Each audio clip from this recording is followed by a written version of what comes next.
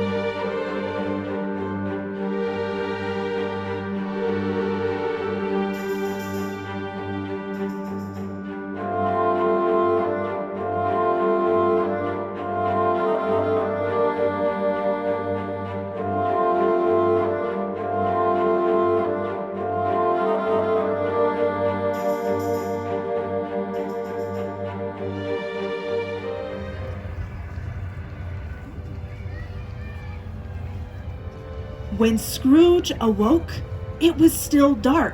Had he slept the entire day only to wake up the next night? Suddenly, the bell tolled 1.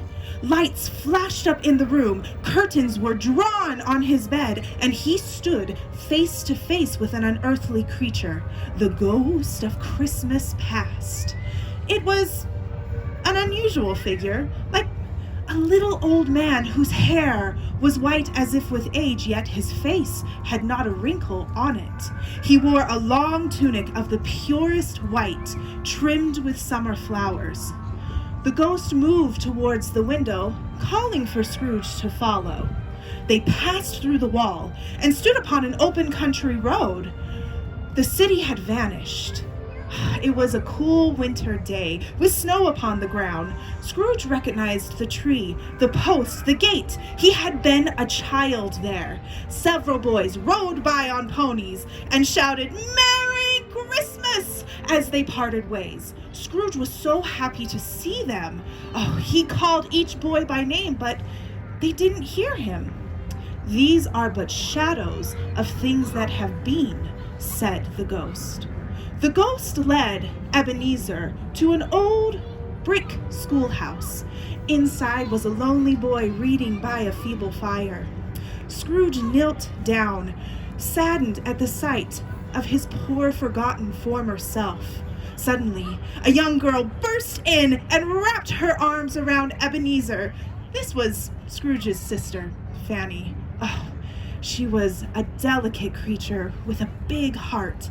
She passed away as an older woman, leaving one child behind, his nephew, Fred. Within a moment, they were in the busy streets, navigating through the busy thoroughfare of the city, its streets lit and dressed with Christmas decorations. They stood upon a certain warehouse door. Scrooge recognized it immediately. He had been apprenticed there. Oh, inside, an old gentleman sat at a high desk. Scrooge's former employer, old Mr. Fezziwig. Old Mr. Mr. Fezziwig sat his pen down and called, "Yo-ho, Ebenezer!" Scrooge saw himself as a grown young man briskly enter the room and help clear the room in preparation for the Fezziwigs' annual Christmas party. Soon the room would be filled with happy faces. There were dances, there were cakes, there was a cold roast, and there were mince pies and plenty of beer. Scrooge's heart and soul were in the scene with his former self. He remembered everybody. He enjoyed everything. Soon the ghost led Scrooge into the open air again. And Scrooge again was looking at his former self, but this time as an old man in the prime of his life who had somehow forgotten how to smile. Scrooge was not alone. He was with a beautiful woman whose name was Belle, and Belle had tears in her eyes. You see, Ebenezer and Belle were contracted to be married, but this contract was made when they were much younger. Belle loved Scrooge when he was much younger, before his desire for wealth overtook his spirit. So she left him and wished him well. Tormented Scrooge begged the ghost to be taken from this place. He wrestled with the ghost and soon found himself back in bed. Overwhelmed with grief, he sank onto the bed and sank into an even deeper sleep.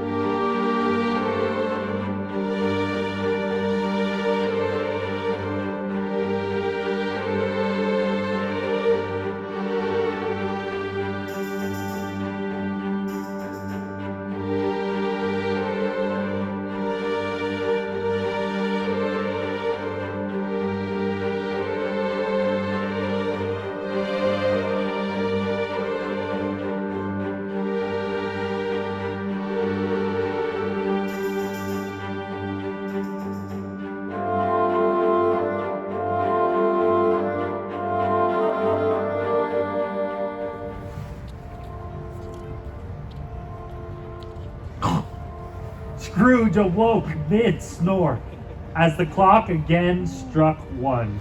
Not wanting to be taken by surprise, Scrooge watched for the expected ghost to come. 5 minutes, 10 minutes, a quarter of an hour went by and nothing came. Scrooge realized an unfamiliar light streaming under the door and shuffled towards it. And the moment Scrooge's hand touched the lock on the door, he heard a strange voice call out his name. He entered. It was his own room, but it had undergone a transformation. The walls and ceiling were hung with ivy, mistletoe, and holly. Heaped upon the floor was roast turkey, geese, large joints of meat, mince pies, plum pudding, cherry-cheeked apples, and juicy oranges. A glorious, jolly giant sat on top of it all, the ghost of Christmas present. "Come in!" exclaimed the ghost. "Come in and know me better, man." The ghost instructed Scrooge to touch its robes. Scrooge did so and grabbed on tight as the ghost flew fast. The room and everything in it disappeared as they went to Bob Cratchit's house. Within, Mrs. Cratchit and her children, dressed in their threadbare best, prepared their meager Christmas dinner. Bob came in just then with the youngest Cratchit, Tiny Tim, on his shoulders. Tiny Tim, Scrooge saw, leaned his crooked body on a little crutch. "God bless us, everyone," said Tim, and his father held him close. Scrooge turned to the ghost with an interest he had never before felt. Would the child live? The ghost, its eyes grave, could see an empty chair near the fire and a little crutch without an owner. Scrooge pled with the ghost to save Tiny Tim. "If these shadows remain unaltered by the future, the child will die," said the ghost. "And if he is going to die, he had better do it, and decrease the surplus population." Scrooge's own words rang in his ears, and grief overcame him. Bob Cratchit raised his cup in praise of the founder of the feast. "Founder of the feast, indeed," said Mrs. Cratchit. She would have none of it, and a shadow was cast upon the party for a full 5 minutes. The ghost nodded, and Scrooge grabbed onto its robe. The ghost flew fast over rocky sea and rough shore. Terrified, Scrooge held on for dear life. The sound of the waves receded, and Scrooge heard a hearty laugh. He found himself standing in a bright room. Both the room and the laugh belonged to his nephew, Fred, surrounded by his wife and good friends. They sang songs, played games, and had a jolly time. The spirit was pleased to see Scrooge joining in on the games and answering aloud, although no one could see nor hear him. In another instant, Scrooge and the ghost were traveling again across the night. Much they saw and far they went, always with a happy end. The ghost visited the sick and cheered them, gave hope to the poor in the workhouses, and blessed the criminals in the prison. Scrooge saw all of this and learned from it. After a while, Scrooge noticed the ghost's face, once bright and young, was now lined with age. Before he could ask him about it, the clock chimed midnight. Startled, Scrooge looked around and couldn't find the ghost anywhere. At the last stroke of 12, he raised his eyes and saw a solemn phantom, draped and hooded, coming like a mist across the ground towards him.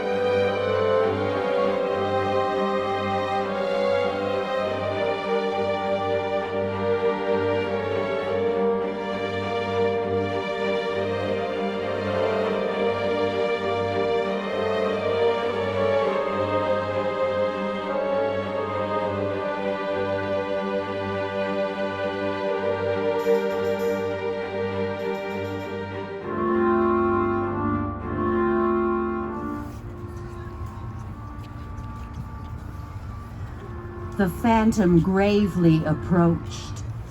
It was shrouded in a deep black cloak that covered its head and its face. Nothing was visible save one outstretched hand. Scrooge was filled with a solemn dread. He knew he was in the presence of the ghost of Christmas yet to come. Scrooge tried to speak to the ghost, but it did not reply. It only pointed with its hand onward. The ghost pulled away, and terrified, Scrooge followed it. City streets sprung up around them.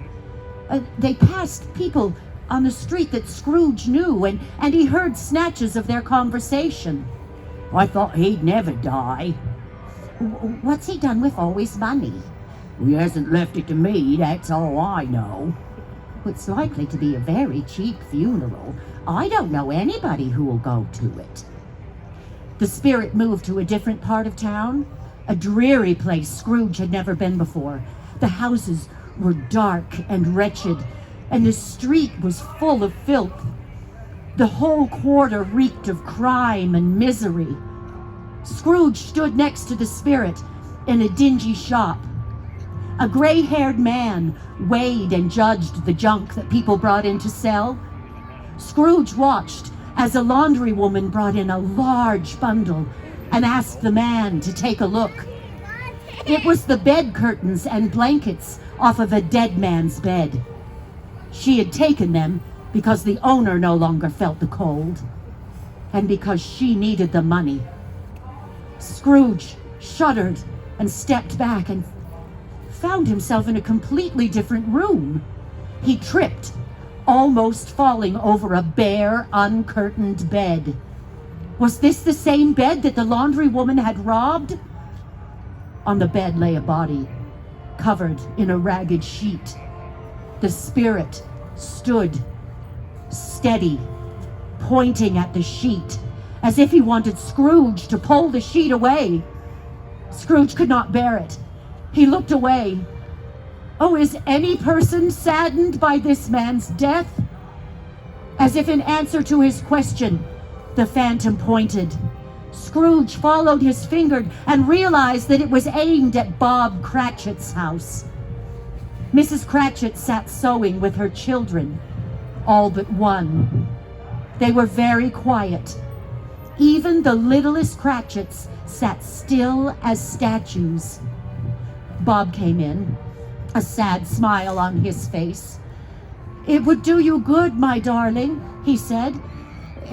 You should see how green a place it is. I promised our Tim that we would walk there on a Sunday." Poor Bob broke down and cried. Mrs. Cratchit kissed him, and his family surrounded him. Disheartened, Scrooge looked to the spirit, who had already moved on. They were outside an old graveyard, the neglected gravestones crammed close together, with weeds growing up around them. The spirit stood pointing at a grave. Scrooge began to tremble. "Oh, tell me, are these the shadows of things that will be? Or are they the shadows of things that may be only?" Immovable, the spirit stood pointing.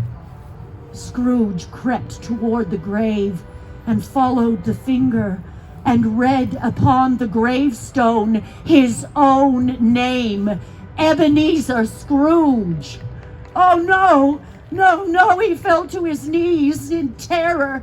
He began to shake. "Oh, Spirit, assure me that I may yet change these shadows you have shown me. I will honor Christmas and carry it in my heart all the year. Please tell me I may yet erase the writing on that gravestone." Desperately, Scrooge clutched the phantom's hand. The hand tried to pull away, but Scrooge would not let go. Finally, the ghost pulled away, and Scrooge watched it disappear and collapse. He blinked and found he was standing in his own bedroom.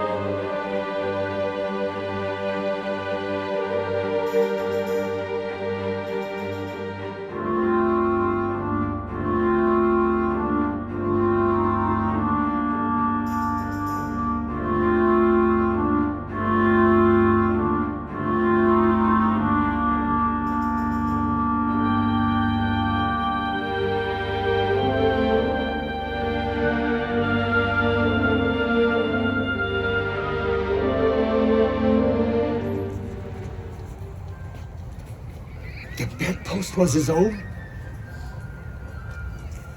The bed was his own. The room was his own. The bed curtains were still there, hanging around the bed. Oh, what a relief. Sunlight streamed through the windows, and church bells pealed in the distance. Oh, so many bells. He ran to the window and threw it open. No fog, no mist. It was a clear, bright, cold day. Christmas Day! The spirits had done it in one night, and he had not missed it.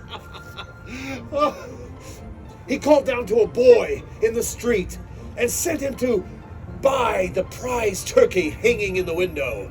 He would arrange to have it sent to the Cratchits as a surprise. What a fine joke it would be. Scrooge was so happy. He didn't know what to do. His hands, he tried to dress himself, but his hands shook with excitement. Shaving was not an easy task. He laughed and cried in the same breath. Really, for a man who'd been away from it for so many years, it was a splendid laugh.